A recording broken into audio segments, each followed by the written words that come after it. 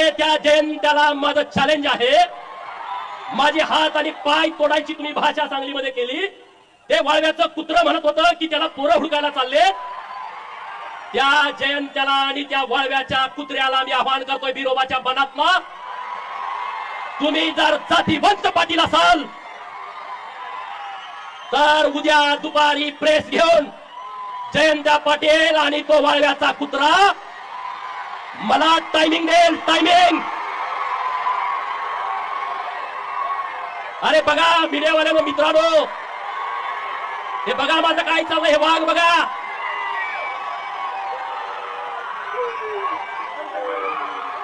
माझं वाक्य पुढचं ऐकून घ्या. जयंत्या आणि वाळव्याच्या कुत्र्यानं उद्या मुंबईमध्ये सांगलीमध्ये प्रेस घ्यायची आणि त्यांनी सांगायचं गोपीचंद पडळकरला ईश्वरपूर मध्ये यायचं की वाळव्यात यायचं, दिनांक वार आणि वेळ मला सांगा, मी तिथं